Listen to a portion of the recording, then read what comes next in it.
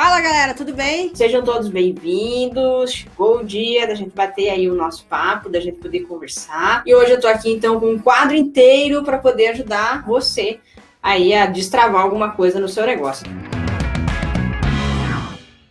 Ainda tenho dificuldade para manter um relacionamento via e-mail com a minha lista. Cerca de 15 a 20% da lista abre os e-mails. Quais são as dicas de um bom e-mail marketing? O que deve ter e o que não deve ter? Bem, é o seguinte.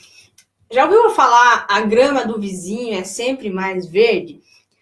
Pois é, porque assim, uma taxa de 15 a 20% de abertura não é uma taxa ruim, tá? Não é nada mal, vamos dizer assim, você tem uma taxa de 15 a 20%. Agora, depende, claro, do tamanho da sua lista, né? Porque você tem uma taxa de 15 a 20% numa lista de 1.000 pessoas é uma coisa. Uma taxa de 15 a 20% numa lista de 100 mil pessoas é outra coisa completamente diferente, porque o volume real, vamos dizer assim, de gente é muito maior. Esse é um ponto importante. Então, tem que avaliar, né? Não é ruim 15 a 20%, mas também depende, claro, do tamanho do seu público. Mas as dicas de um bom e-mail marketing começam assim. A primeira coisa que a gente tem que começar a entender são as questões da construção do e-mail, o e-mail em si, e a gente tem também elementos técnicos, tá? Elementos de, como exemplo, o seu IP, o seu disparador lá de e-mail, o seu serviço de e-mail, as caixas de entrada, Gmail, Yahoo, Hotmail. Então, existem critérios do conteúdo, que com o conteúdo a gente consegue aumentar a entrega, né, dos nossos e-mails, e tem questões técnicas também que são importantes a gente levar aí em consideração. Entrando nessa questão de conteúdo, né, quando a gente fala em abertura, principalmente, a primeira coisa que a gente tem que começar a pensar é no título. Dedicar uma boa parte do seu tempo pensando no título. Como que eu vou trazer ali em algumas palavras, fazer a pessoa abrir o meu e-mail, tá? Então, esse é um ponto importante. Dedicar um bom tempo pesquisando o seu título. Se a sua ferramenta de e-mail tiver lá aquela questão de um teste AB, você pode lá criar duas hipóteses de um título.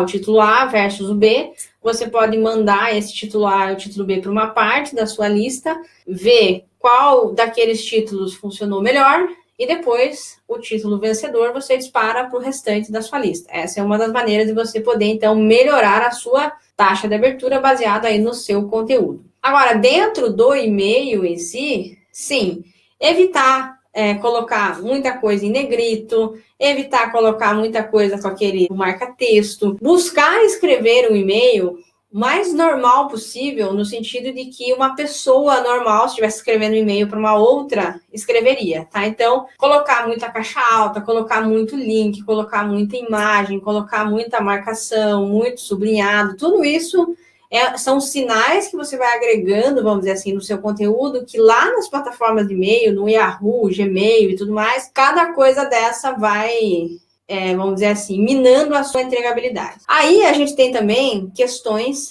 técnicas, que não é muito a minha praia, mas uma coisa é, por exemplo, o seu domínio do seu e-mail, como que está a reputação dele? Ele está em blacklist, ele não está? Outra coisa também é o seu servidor de e-mail, né? O seu IP, o seu servidor. Então, existem servidores com IP dedicado, que é algo que só você usa aquela ferramenta ali para disparo dos e-mails, e tem também os IPs compartilhados. Mais ou menos, tá? Não é a minha praia, vou tentar explicar aqui mais ou menos como é que funciona. Vamos supor lá que você usa lá a ferramenta de e-mail AM, por exemplo. E aí você tem lá um IP, vamos dizer assim, compartilhado. Aqui vão ter outras 10 empresas, por exemplo, que eles vão usar o mesmo endereço, né? O mesmo IP de envio. Então, aqui pode ter gente que faz tudo certo, e pode ter gente que só faz caos, entendeu?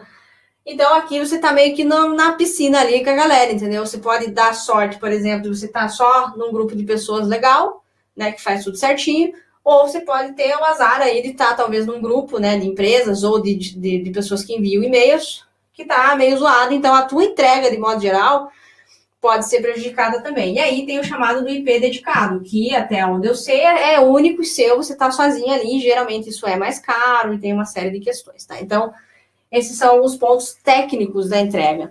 E aí a gente entra também nos critérios de abertura ou de entrega dos próprios serviços de e-mail. Então, assim, o Hotmail, por exemplo, para mim, é o terror.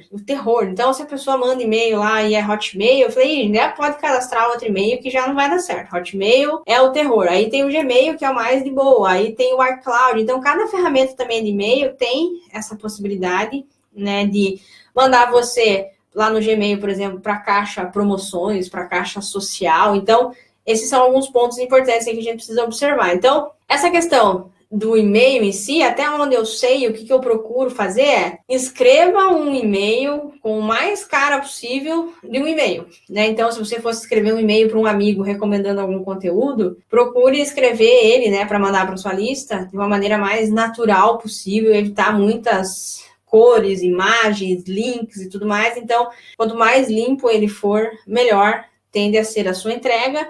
Mas quando a gente fala em abertura, a principal coisa que eu acho que você pode fazer é o teste AB, criar lá 2 variações de título, manda para uma parte da sua lista, o título vencedor você dispara para o restante. Show de bola! Um beijo, gente, e até mais. Tchau! Valeu!